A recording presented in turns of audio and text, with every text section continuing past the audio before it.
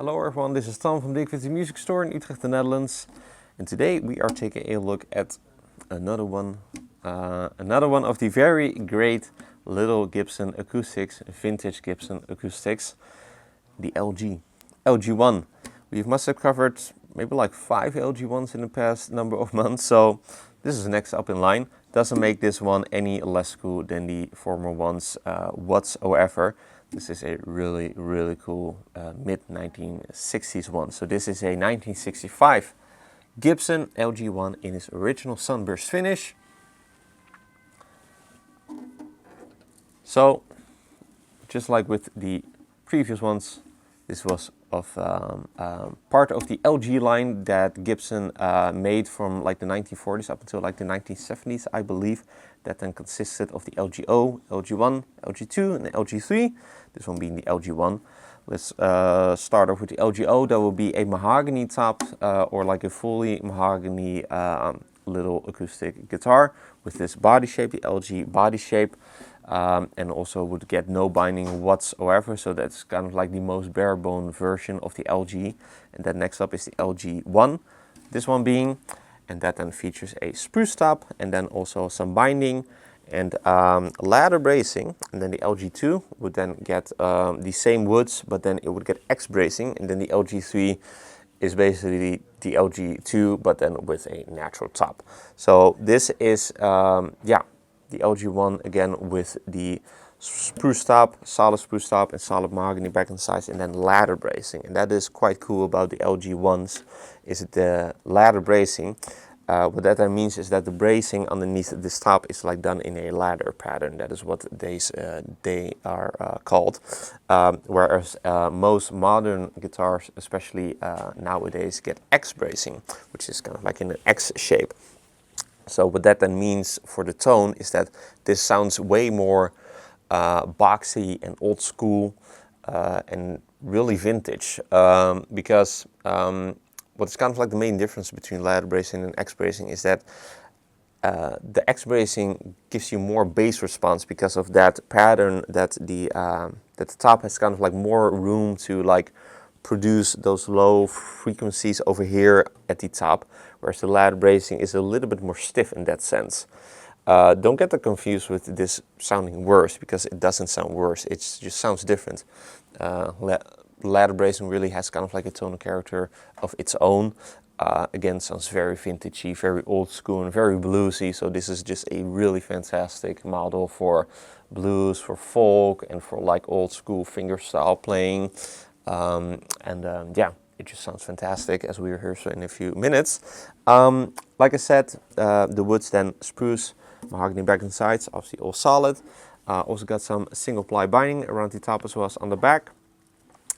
And then we've also got this mid-60s style of a pickguard, that larger style pickguard made out of this brown celluloid material, which is looking really, really great. Still completely intact and totally secure. Also got quite a plain rosette over here with just that 3-ply binding material. Got a rosewood bridge, which by the way has been re-glued in store, done really, really beautifully, so that is totally secure once again, so it can play, so that it can make music for another 60 years. What is also cool is that this being from the mid-1960s, it also gets the adjustable saddle, and this saddle is then also made out of rosewood. They would come in like different materials. Sometimes they will be made out of plastic, and sometimes they will be made out of rosewood. This one being made out of rosewood, obviously. I believe also ebony, or maybe like the J300 or something like that. And also, I believe also like Micarta or something. But that is a very 1960s spec. It is very practical, as in that you can raise and lower the saddle to your playing style. And it also sounds quite unique. You could probably imagine that a set bone saddle would sound quite different from a kind of like a floating almost wooden saddle. So this doesn't really have that direct contact that you would find in like most acoustic guitars with like a set bone saddle that you cannot raise or lower. Some would argue that it doesn't sound as good, but I would personally describe it as just sounding different. Definitely sounds a little less powerful, a little less punchy, but this is not a model that was made to be very powerful, this being a smaller body size, kind of like a shrunken down J45. But that is a very cool and quirky spec, and also original, so that's also then the original saddle. Just got your white bridge pins and your 2 pearloid inlays, your strap button over here, and then moving on to the neck. That is a mahogany neck with a rosewood fingerboard, and the profile, that is kind of, yeah, pretty medium shape. Really nothing too special, as in that it has a very unique shape or a unique size. What is unique is that this being from the mid-1960s, it gets a more narrow nut. So that is then, I believe, 1 inch and 9/16 of an inch. Either way, it is the more narrow nut as compared to like earlier models.